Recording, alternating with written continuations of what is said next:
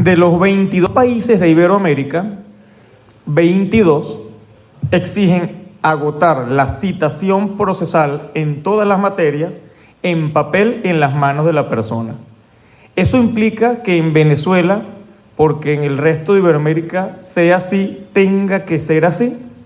Bueno, creo que es que no tiene por qué ser así. Sin embargo, si así está ocurriendo, tenemos que revisar por qué, cuáles son las razones, para ver de qué forma pudiéramos nosotros ahorrarnos meses, años, nada más que para que una empresa, por ejemplo, se entere de que está siendo demandada porque su presidente lo sabe, sus accionistas lo saben, su consultor jurídico lo sabe, pero la empresa no termina de enterarse, así como cualquier otra persona.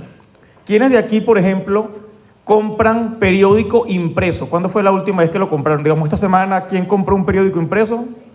Este mes, ¿quién compró un periódico impreso?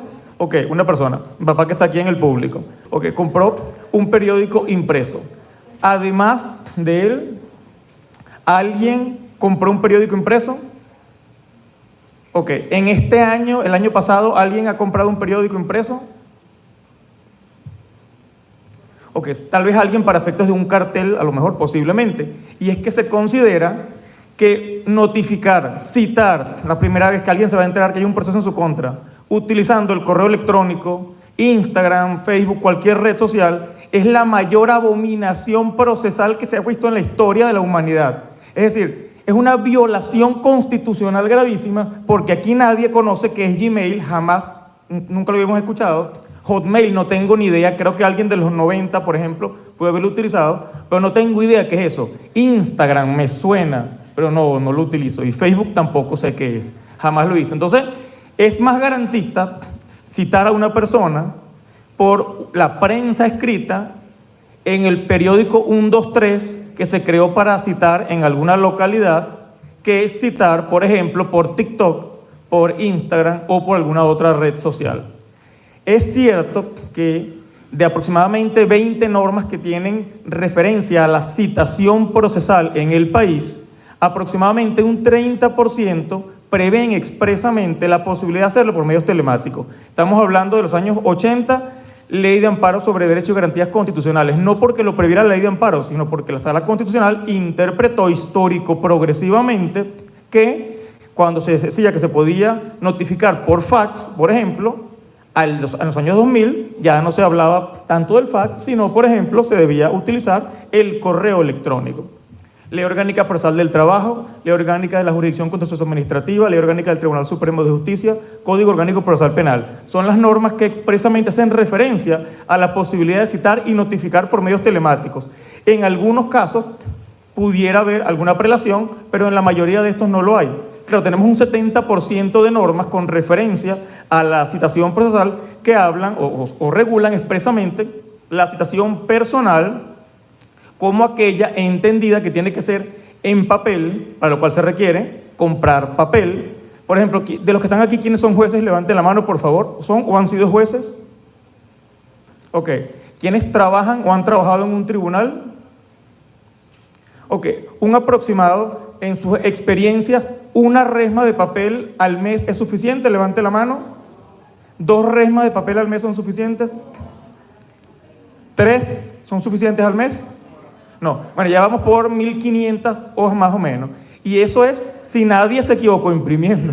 Porque si alguien se equivocó imprimiendo, ahí sí es verdad que ya la cosa nos cambia. Ok, el toner, la tinta, lo que vamos a utilizar, ¿cuántas veces tenemos que recargarla o comprarla, bueno, en formato original cuando no se puede recargar, ¿no? Entonces, para que una citación, una notificación, cualquier acto de comunicación procesal al día de hoy se pueda generar en un tribunal de la República Bolivariana de Venezuela al 26 de febrero del año 2025, se requieren al menos 20 elementos. Estamos hablando de un ser humano que redacte el acto, una computadora, una impresora, papel, tinta o tóner. Necesitamos un abrehuecos o si no, un taladro, que he visto en algún tribunal donde se ha roto, y me disculpan si no es la expresión, la mecha para poder abrir el agujero.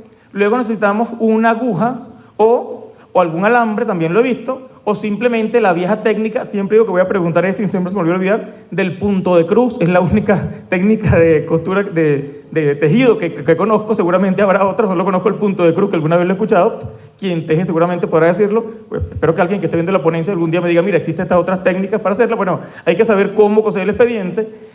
Se requiere, y siempre lo digo con esta frase porque me parece ilustrativa, estamos hablando del año 2025, un guaral. Yo pudiera decir aquí un cordel, pero suena demasiado elegante. Un guaral creo que es lo que representa esa imagen de el funcionario que está cosiendo el expediente.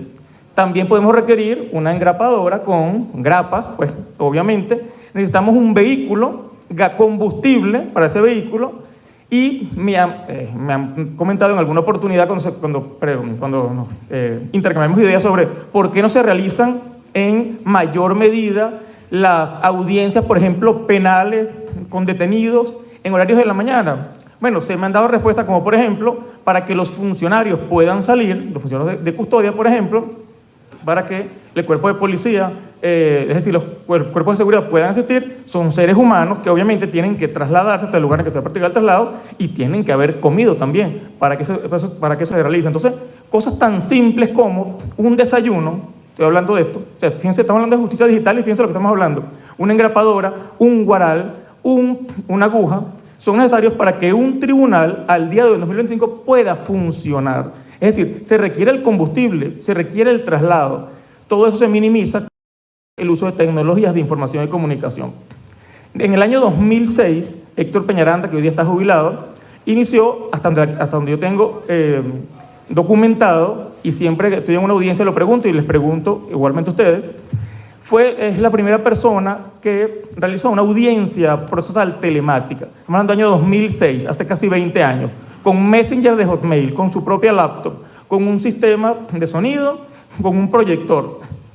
Y luego, es decir, eso no estaba regulado, no estaba previsto, no habían precedentes jurisprudenciales, o antecedentes, disculpe, para hablar de precedentes, no habían antecedentes jurisprudenciales.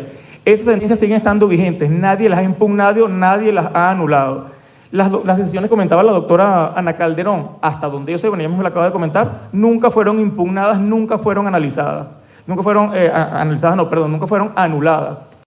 Las experiencias que nos ha compartido la doctora Fernández, la doctora Belinda Paz, la doctora Piñango, y seguramente pues, quienes están aquí, ya sea por redes sociales, por YouTube, o quienes están aquí, nos podrán compartir de muchas decisiones que siguen estando vigentes al día de hoy, aunque no tengan la norma expresa que diga se podrá utilizar, por ejemplo, esta herramienta puntual, correo electrónico, o con nombre y apellido, WhatsApp, Telegram, cualquiera de las empresas que prestan estos servicios de intercambio de información.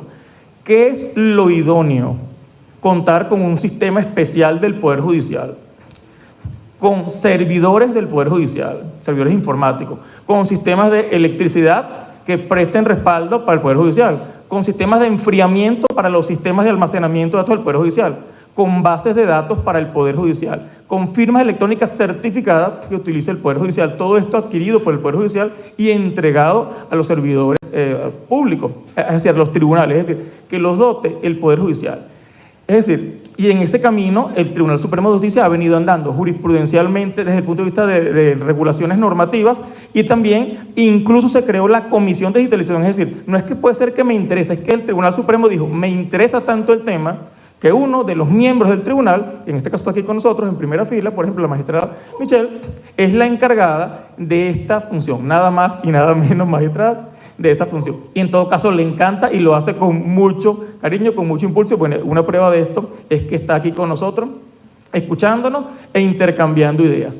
Para esto hemos creado desde hace unos 6 meses, un grupo de personas, egresados e integrantes de la comisión y también de la Comisión de Digitalización del Proceso y también de la Escuela Nacional de la Magistratura, una propuesta, un proyecto de propuesta normativa de resolución que se elaboró. Recibió más de 400 opiniones durante casi 5 meses sobre cómo pudieran realizarse los actos procesales telemáticos de comunicación. Es decir, estamos hablando de citaciones, notificaciones, aquí se empieza a poner un poco más difícil, intimaciones, comisiones, rogatorias, remisión de oficio, es decir, cualquier acto por el que el tribunal tenga que informarle algo a cualquier persona para que, ya sea uno, acuda al tribunal a realizar algo, simplemente informarle de un acto de su interés procesal. De hecho, antes de presentar a la comisión nos reunimos con el magistrado Guillermo Blanco para darle los toques finales. Antes de presentar a la comisión, se presentó a la comisión. Es decir, hay propuestas de cómo ir avanzando mientras que se actualizan las leyes procesales. Porque, insisto, prácticamente el 70% de nuestras leyes procesales hacen referencia a el papel, a la impresión, a la entrega en las manos. Pero ¿qué pasa entonces con aquellas otras leyes procesales que hacen referencia a la posibilidad de utilizar la tecnología? Entonces yo he escuchado cosas como, por ejemplo, esta materia es delicadísima, pero ¿qué pasa con la materia penal donde una persona se va a privar de libertad y lo llaman por teléfono para citarlo? Es que hay otras materias más delicadas que la penal. Es decir, yo puedo entender que hay casos que hay que tener muchísimo cuidado. Por ejemplo, que tenemos a la presidenta del circuito, una persona que diga, necesitamos un permiso para llevarnos a este niño mañana del país. Citamos un correo electrónico cualquiera, bueno, ya respondimos, llévenselo del país. Bueno, yo entiendo que hay casos excepcionales, muy, muy puntuales, que habrá que resolver de forma excepcional. Es decir, las excepciones las tratamos como excepciones, pero la generalidad de los casos los tratamos de esa manera. En 5 años que tenemos de diplomado en Derecho Procesal Telemático, desde que lo creamos, me he estado preguntando qué casos han sido anulados. ¿Quién ha tenido una experiencia en la que le hayan anulado un proceso, por ejemplo, por materia de citaciones o notificaciones? Nos planteaba, por ejemplo, una oportunidad, un juez justamente de protección, que tuvieron que anular un caso porque en vez de utilizar gustavomoni@hotmail, utilizaron, como a lo mejor la persona era pues millennial, no sabía que alguien todavía utilizaba Hotmail, utilizaba solamente Gmail y escribió por la costumbre, bueno, esto es publicidad no pagada, es decir, esta dirección de correo electrónico porque es la más común, es la que muchas personas utilizan al día de hoy. Y notificaron fue un Gmail. Llega la persona y dijo, no era Gmail, era Hotmail. Anularon y repusieron. Es decir, se dice fácil, esto tiene unos costos, no debería suceder, pero bueno, hay errores que pueden suceder y para esos errores existen los remedios procesales. Es decir, se corrige y reiniciamos. En esta propuesta se plantean muchas opciones y cada vez que vamos escuchando lo que se va planteando, por ejemplo, los aspectos que nos decía la doctora Piñango de posibles vicios, las prerrogativas de las que hablaba la doctora Belinda y los casos especialísimos, nos hablaba la doctora Fernández, lo que hacemos es tratar de buscar el modo de resolverlo. Es decir, esto no se puede por esto. Bueno, vamos a ver de qué forma lo hacemos. Uno de los aspectos fundamentales es que el ciudadano común sepa que del otro lado de la pantalla está el juez que debe, con competencia para su caso. Porque imagínense, sería muy fácil que nosotros dijéramos aquí cualquier mensaje de correo electrónico que a usted le llegue, que fácilmente se puede falsificar, y le digan, bueno, esto es un caso de violencia contra la mujer, muestre, quítese la ropa que queremos ver, hacer una inspección, y le empiezan a grabar, y la persona, pues, inocente de esto, confiando, empieza a quitarse la ropa y muestra. Estoy hablando de casos extremos, esto jamás lo he visto en la práctica, nunca nadie me dijo que ha vivido esto, pero, es decir, si queremos llegar a lo más complicado que pudiera haber, es decir, tenemos que buscar la forma de garantizar que sea el juez el que está de este lado y que de aquel lado esté la persona que tiene que participar.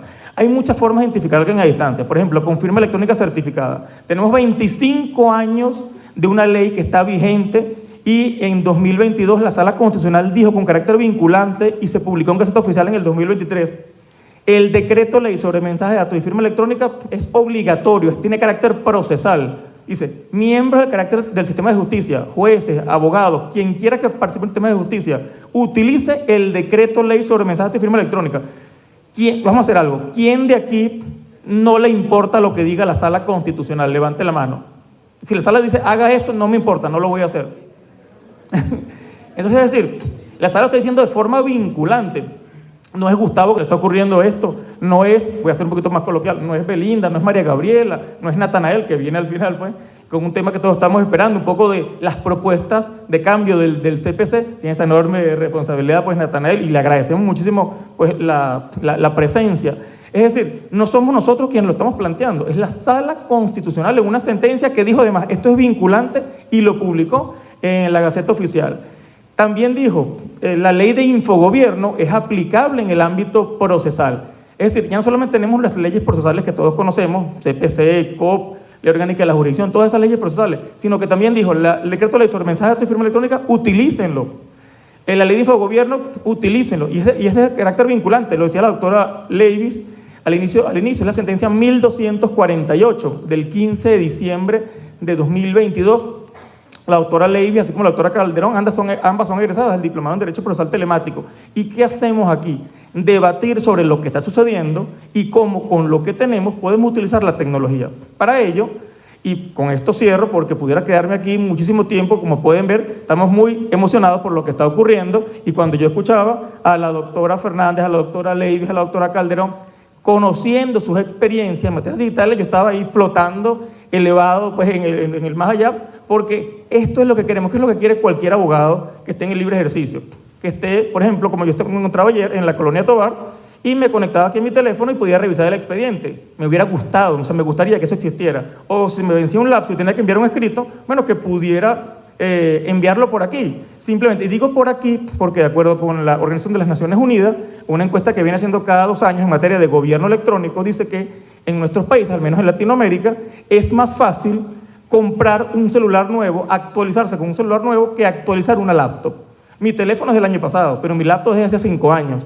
Entonces, él dice, lo idóneo es generar aplicaciones móviles porque es más fácil para cualquier persona comprar un teléfono celular que se consiguen desde $100 o a lo mejor un poco menos, una laptop que definitivamente no la va a conseguir en menos de $100, creo yo, en ninguna parte. Entonces, ¿cuál es la propuesta que venimos haciendo aquí? Lo que ha hecho todos los jueces, lo que han hecho todos los jueces que están en el país, utilizar la interpretación normativa. Una interpretación gramatical nos permite que cada vez que leamos que algo diga escrito, ese escrito no tiene por qué ser con y en papel. Ese escrito puede ser aquí. Y hago esta mímica con los dedos pulgares porque es básicamente como escribimos, aunque también, bueno, pudiera ser esta otra cuando estamos en un teclado. Ya no tiene que ser así. Es más, creo que nos sorprendería, si, y la hemos visto seguramente en algún caso de emergencia, ver un acto de un tribunal que sea totalmente escrito a mano, aunque creo que además nadie tiene la caligrafía tan bonita como para eso. Bueno, muy pocas personas, no voy a decir que nadie, estoy hablando por mí, son muy pocas las personas que tienen una caligrafía pues, de alto nivel, y somos la mayoría los que no escribimos tan comprensible, ¿no?, para el resto del público. Entonces, interpretación gramatical, cada vez que yo lea algo escrito, ese escrito puede ser escrito digital. Luego, además de esto, tenemos una interpretación histórico-progresiva, que fue lo que hizo la Sala Constitucional con la Ley Orgánica de Amparo.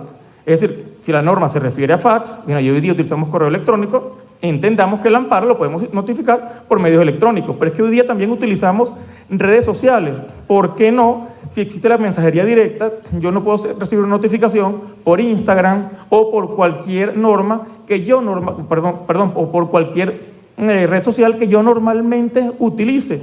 Porque, insisto, la empresa, por ejemplo, o ahora que estoy en el libre ejercicio lo entiendo mucho mayor, me hago publicidad por redes sociales, perfecto, por ahí capto clientes extraordinarios, pero que no me digan que yo le debo a alguien por ahí que me están cobrando, porque eso no lo leo jamás en la vida, y es una violación gravísima que me digan, venga y pague la deuda que usted tiene por redes sociales. No, es que yo no creé la red social para eso, yo creé la red social para hacer dinero, no para pagarle a quien yo le debo. Bueno, señor, yo creo que aquí pudiéramos, señora, señorito, señorita, deberíamos conversar sobre, mira, si usted tiene este medio para captar clientes, para hacer negocios, ¿por qué no utilizamos ese mismo medio para que usted se entere si existe un proceso jurisdiccional en el que usted tenga algún tipo de interés? Entonces, la interpretación gramatical, la interpretación histórico-progresiva, una interpretación sistemática nos lleva a ver, bueno, qué normas procesales tenemos en nuestro país y en el resto del mundo que están incluyendo los actos procesales telemáticos. Y digo telemático, y hago un inciso aquí. Hay gente que me ha dicho, Gustavo, pero hablar de telemático me transporta a los 90. Hoy día la expresión es digital. Es decir, telemático porque quiero hacer énfasis en que estamos utilizando las tecnologías de información y comunicación a distancia, porque no se trata de que el alguacil se traslade con un CD o con un pendrive a decirle, usted está notificado, grabe esto un momento, o aquí tengo en mi teléfono, abra su Bluetooth y yo se lo envío. Y igualmente estamos utilizando esa serie de recursos que pudieran minimizarse. Hay cosas que nosotros no nos imaginaríamos.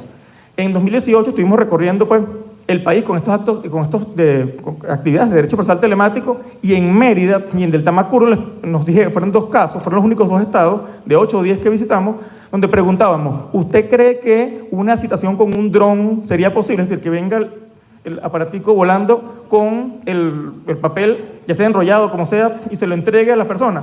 Bueno, en Mérida, un alguacil nos dijo, pasé 17 horas en una moto, me quedé accidentada, me tuve que quedar a dormir. Al poco tiempo la pobre muchacha renunció, es decir, para entregar una simple notificación. Esto sería más fácil llamar a la policía de la localidad y que un órgano de policía, por ejemplo, acuda para allá. En Deltamacuro, en esa oportunidad nos dijeron, y ahí aprovecho de saludar nuevamente la presencia de la directora de la Escuela de Defensa Pública, que solamente tenían el bote, la lancha de la Defensa Pública para acudir a ciertas localidades, y para ello, bueno, tal vez el tema del dron pudiera ser importante. Sin embargo, bueno, hay una regulación en el país que prohíbe el vuelo de drones en zonas urbanas, es decir, todo esto hay que revisarlo, e imagínense ustedes que llegue la maquinita volando frente a su casa, su apartamento, no sé, y no sé, haga como quien anuncia venta de comercio informal en las calles, ¿no? Que todos conocemos aquí, 12 por $1, 14 por $1, pero bueno, cuando tengo una notificación, es decir, asómese, no sé, el dron tocar el timbre, pues no lo sé. Es decir, nos da risa a nosotros que estamos aquí, pero en Deltamacuro y en Mérida me dijeron, eso sería para nosotros una solución. Porque, bueno, para acá no, pues para acá a lo mejor no sería la solución, pero no lo sé. Pues es decir, la idea es tratar de buscar la forma entre todos de que esto sea una realidad, porque definitivamente, hace poquito revisamos un expediente y la persona tenía una deuda, no se daba por notificada, no se encontraba en el país, no había forma de conseguirla, le estaban designando defensor ad litem. Entonces, después de 1 año o año y medio, ahora sí la persona se enteró cuando le designaron el defensor ad litem, ahora sí se enteró y mandó entonces a los abogados a revisar el expediente. O sea, en año y medio él nunca supo, pero después de año y medio fue que sí supo. Entonces, este tipo de cosas, es decir, estos, a mi modo de ver, abusos de derecho, pues tenemos que buscar la forma de que no sigan sucediendo, porque, insisto, aquí lo que se busca, como le decía la doctora Calderón, es el principio pro acciones, que podamos acceder al proceso. Uno de los principales derechos, y es para que se cumplan otros derechos, lo decía hace poco en una reunión, en un cineforo, el doctor Méndez Carballo, era el derecho a un juez. Porque si no tengo derecho a un juez, es decir, prácticamente no tengo derecho a nada, porque ¿quién va a decidir que yo tengo derecho a algo en caso de que haya alguna controversia o que se tenga que deducir una situación, una determinada consecuencia de una situación jurídica? Es un juez. Si yo no tengo la forma de llegar al juez, entrar caminando, tocarle la puerta, entregarle el papel, enviarle por correo electrónico, de alguna forma acceder a ese tribunal, ¿de qué forma se me garantizan mis derechos? Entonces, una interpretación sistemática también no funciona. Y luego, y comparto solo lo que decía la doctora Piñango, una interpretación teleológica.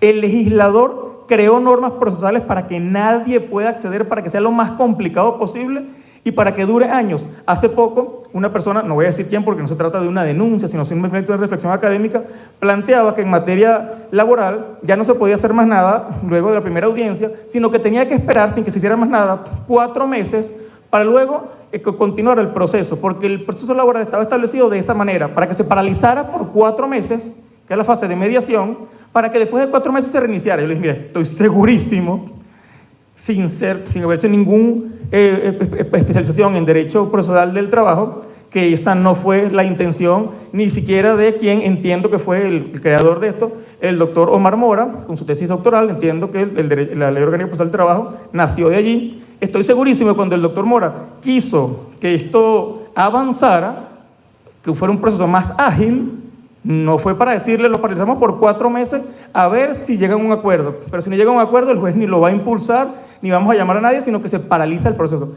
Eso, a mi modo de ver, no tiene pues en ningún sentido. Los procesales laboralistas me dirán, no, claro que sí, es perfectamente entendible, porque en 4 meses de reflexión, de introspección, la gente puede cambiar de pensamiento.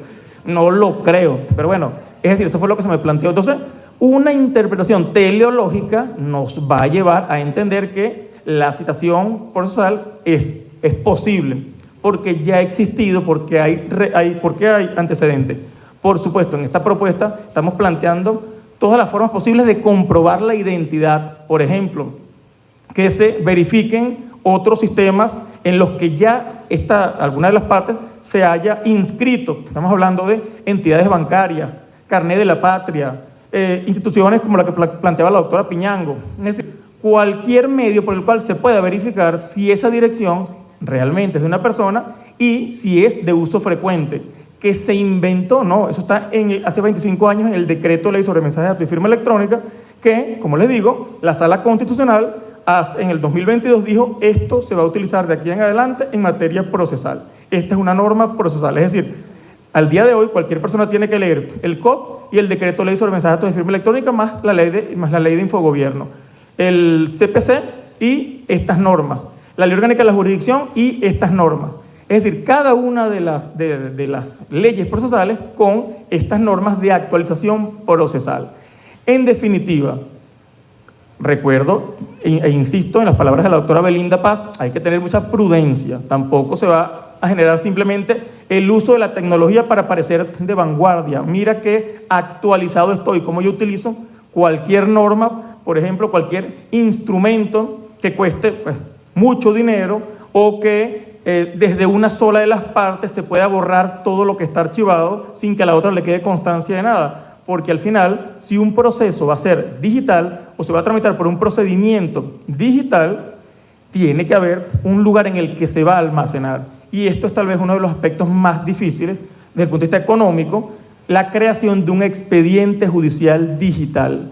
¿Dónde vamos a almacenar esto? En una empresa que presta servicios privados cuyos servidores estén en el extranjero y que si se dice, bueno, no hay relaciones internacionales con Venezuela, no podemos acceder, o si le dan la orden, bórrenlo, pues lo borran, porque es una empresa que está fuera del país.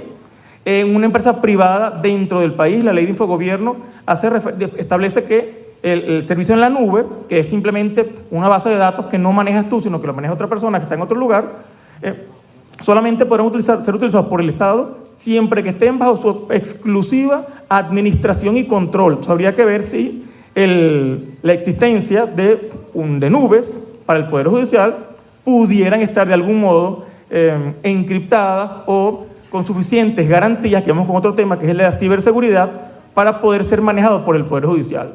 La invitación es, en definitiva, y con esto concluyo, a utilizar la interpretación jurídica, las referencias doctrinarias y especialmente la jurisprudencia del Tribunal Supremo de Justicia, así como, desde el principio, con la normativa jurídica aplicable a cada materia, para poder contar con citaciones, notificaciones y demás actos procesales en formato telemático. Muchas gracias a todos.